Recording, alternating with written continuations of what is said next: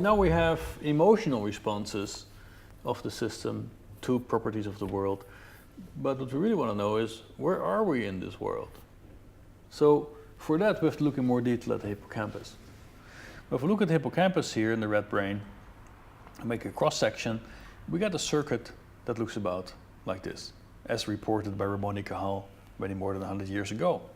The main inputs to this structure come from the entorhinal cortex. On the one hand, we have the so-called grid cells of the medial entorhinal cortex that give an ambiguous response to the location of the animal. So, as you can see here, when the animal would move around in this area, I have multiple response fields. So these neurons respond to multiple positions in space. So they're ambiguous. In addition to the grid cells, we receive high-level perceptual information about the world, like its visual properties, from the lateral entorhinal cortex. But these responses, as we can see here again, are not very specific in space. These two streams of information are integrated in the dentate gyrus in a rather instantaneous way, as we've shown recently in a paper in Neuron, leading to some sharpening of the responses with respect to the location of the animal, but it's still ambiguous. However, in the next mapping to CA3 and CA1, we start to end up with a highly specific response to the location of the animal by the so-called place cells. Here we have an animation of the responses of place cells while an animal is moving through a maze. And what we see is that they're not only tightly clustered, but they also are tightly grouped with the actual position of the animal in space. This is a clear example of what we mean with the place cell. A single neuron will report to the rest of the brain where, at least this neuron believes, the animal is. And it's this information that is then again projected out of the hippocampus to the rest of the brain to be integrated in ongoing processes of decision-making and optimal foraging. This is the fundamental loop that the hippocampus establishes to form episodic memories and place cells.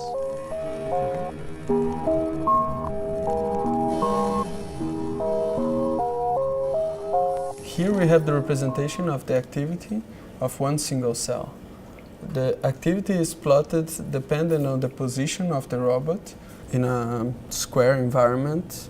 In blue means that when the robot is in that position, this unit shows no activity, and the positions where it's red means that when the robot is in that position, it shows high activity.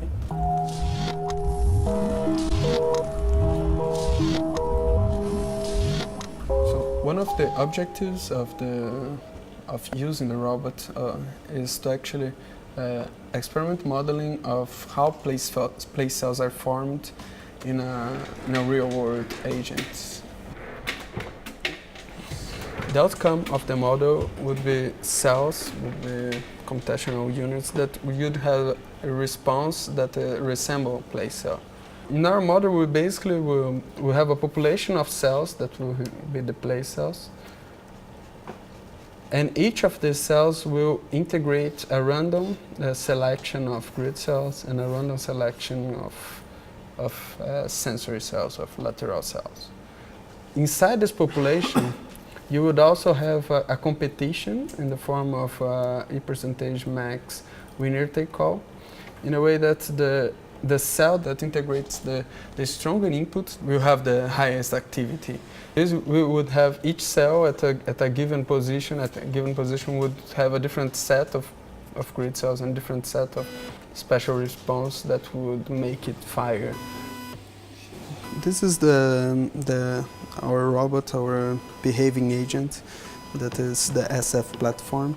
To apply the model in the robot, we have the camera that will provide input for the sensory processing pathway, and will generate the sensory feature maps. And we also have the information for the robot itself, both from the inertial sensor and the integration of the pace of the wheels, to integrate information from speed and orientation and generate the grid cell modeling. So from these two informations, we basically build our system.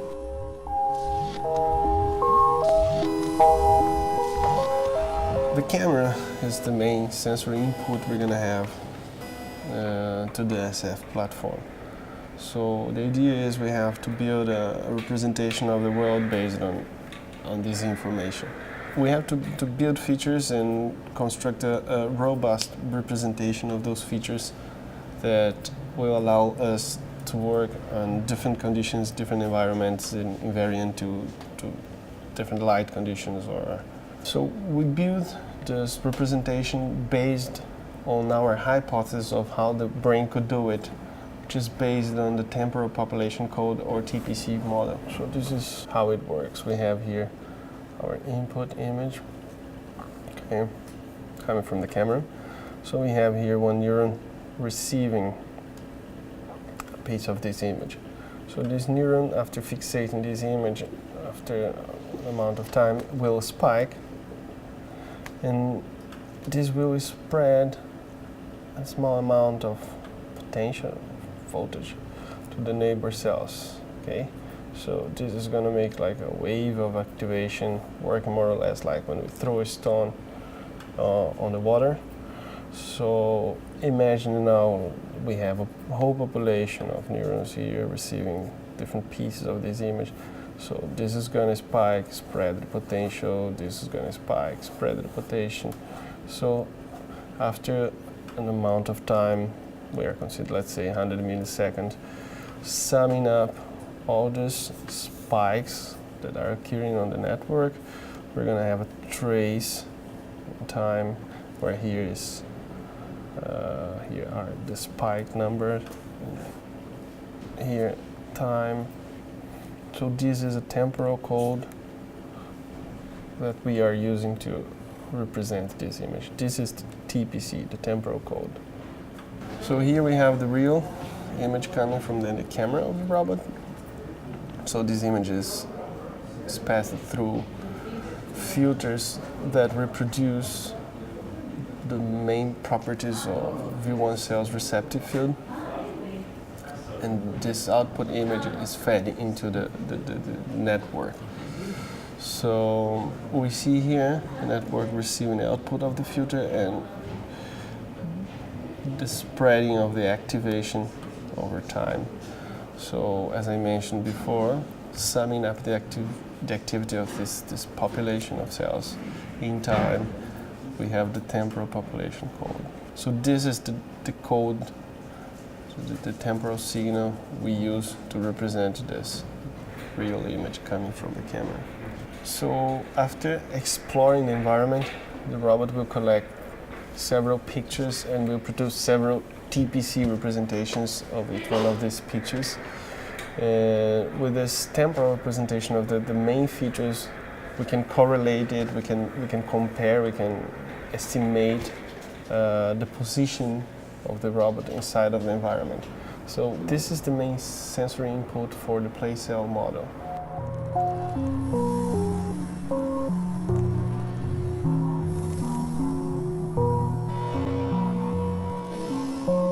Foraging relies on reliable behavior in space. Therefore, the first experiment that we have to pass successfully is robot navigation in space.